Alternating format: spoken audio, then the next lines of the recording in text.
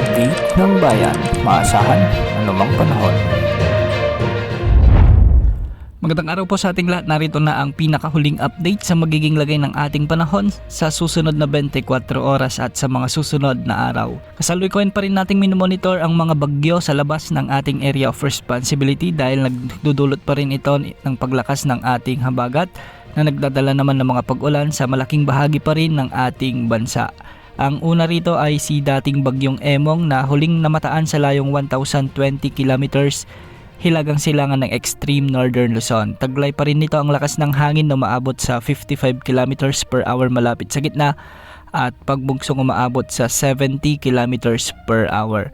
Sa ngayon kumikilos ito ng pasilangan sa bilis na 20 kilometers per hour. Ayon sa outlook nito sa iba't ibang global wind models ay posibleng muling lumakas ito bilang tropical storm bago ito kumilos papunta sa may eastern China. Wala naman itong direktang epekto sa anumang bahagi ng ating bansa, ngunit inaasang magpapalakas pa rin ito ng habagat na makakaapekto sa northern Luzon.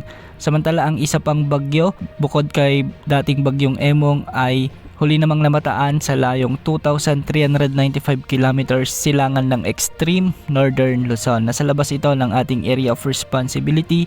Taglay ang lakas ng hangin na umaabot sa 110 kilometers per hour malapit sa gitna at pagbugsong umaabot sa 135 kilometers per hour. Nasa severe tropical storm category na ito at kumikilos ito ng pahilaga sa bilis naman na 15 kilometers per hour.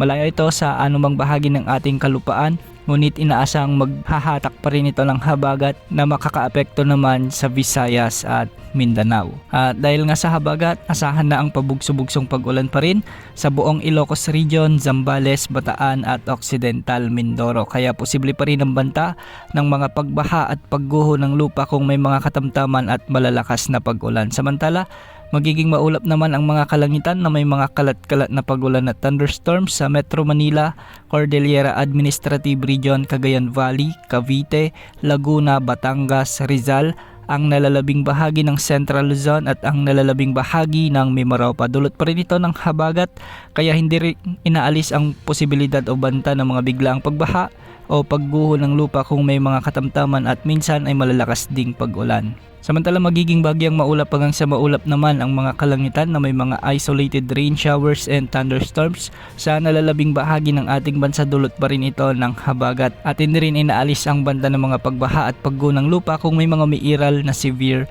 thunderstorms. Samantala para naman sa lagay ng mga pag-alon sa ating karagatan, asahan pa rin ang maalong baybayin sa may extreme northern Luzon dahil posibleng umabot hanggang 3.4 meters ang mga pag-alon.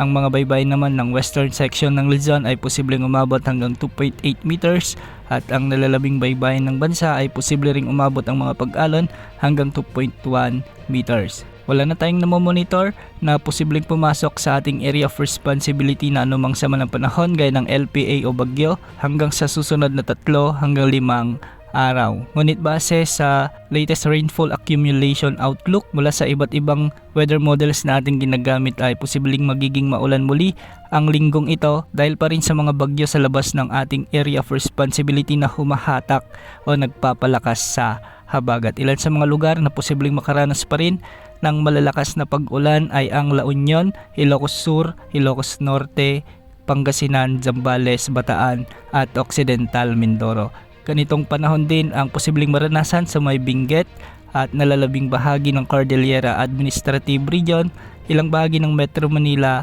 at Palawan. Yan mo lang lagay ng ating panahon. Ito po ang weather update ng bayan, maaasahan anumang panahon.